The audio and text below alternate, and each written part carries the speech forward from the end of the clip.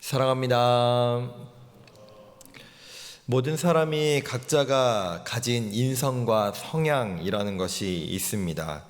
이 부분은 타고나는 부분도 있고 또 성장하는 과정 가운데 형성되는 부분도 있는데요. 이런 선천적인 부분과 후천적인 영역이 합쳐져서 한 사람의 어떤 성격이라는 것이 만들어진다라고 합니다.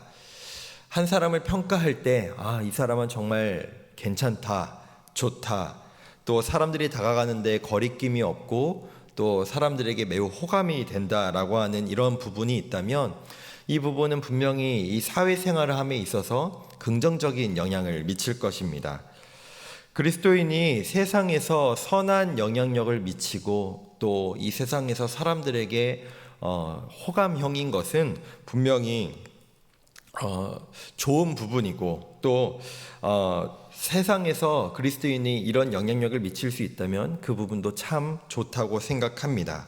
그런데 말씀을 읽으면 읽을수록 꼭 세상에서 좋은 사람과 하나님께서 기뻐하시는 사람이 꼭 동일하지는 않은 것 같습니다.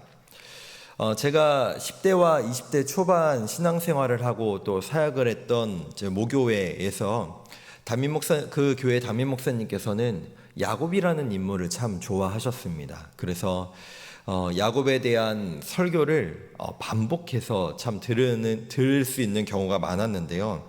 저는 그 시기에는 참 오히려 그 목사님께서 야곱에 대한 설교를 하실 때마다 오히려 야곱이라는 인물에 대해 더 거리감이 느껴지고 더 안 좋아하게 되고 성경에서 저 야곱 같은 사람은 되지 말아야겠다라고 하는 생각이 더 깊어졌던 것 같습니다.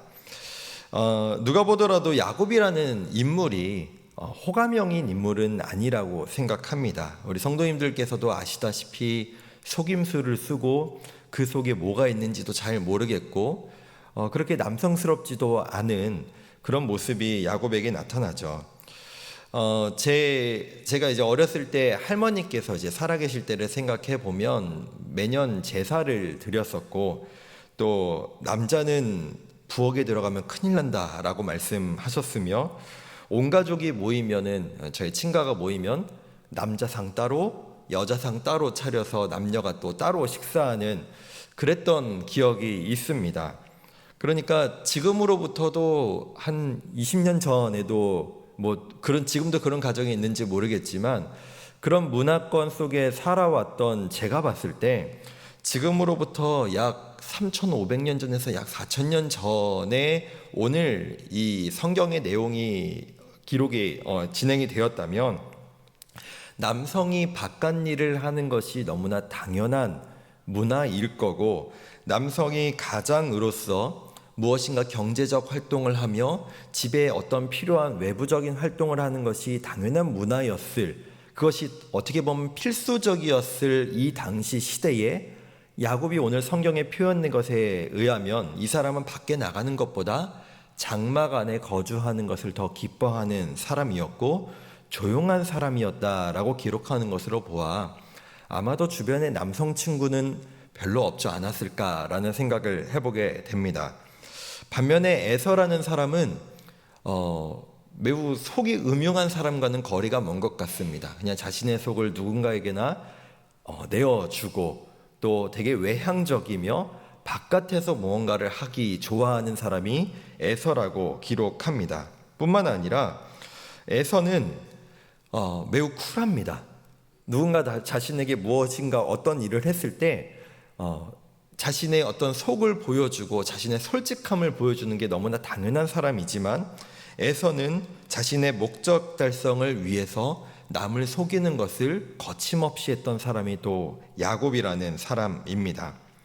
시대상으로 보나 지금 우리가 봤을 때도 에서라는 사람이 우리 주변에 있을 때 더 호감형이고 야곱이라는 사람이 우리 주변에 있을 때는 좀 의문스럽고 뭔가 옆에 두기에 뭔가 좀 걱정스러운 사람이 야곱이지 않을까라는 생각이 듭니다.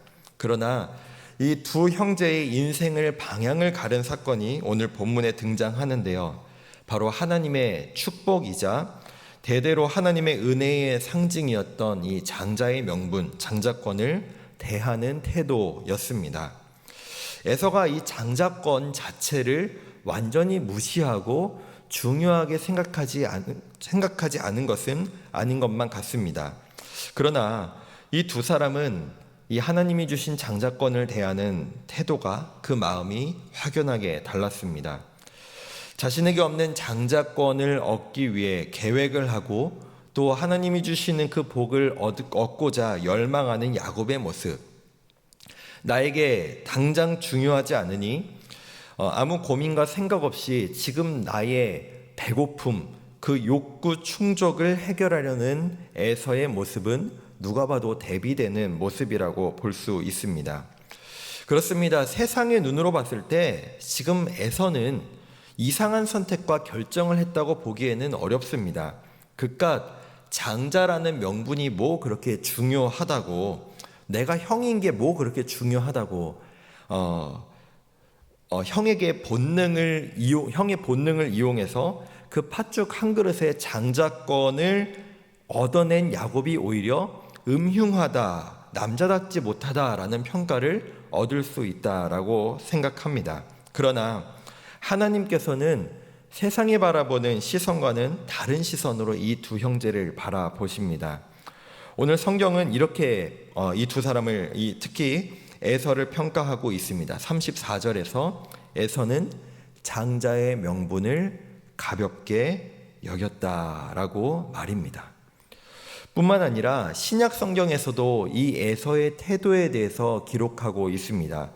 히브리서 12장 16절은 에서와 같이 망령된 자가 없도록 살피라고 우리가 읽는 개역개정 성경은 기록하고 있습니다. 뿐만 아니라 쉬운 성경은 이렇게 기록합니다. 에서와 같이 하나님을 생각하지 않는 사람이 되지 말라. 우리말 성경은 이렇게 기록합니다. 에서와 같이 세속적인 사람이 되지 말라. 메시지 성경은 이렇게 기록합니다. 잠깐의 욕구 충족을 위해 평생 지속되는 하나님의 선물을 팔아넘기는 에서 증후군을 주의하라. 에서 증후군을 주의하라 라고 기록합니다.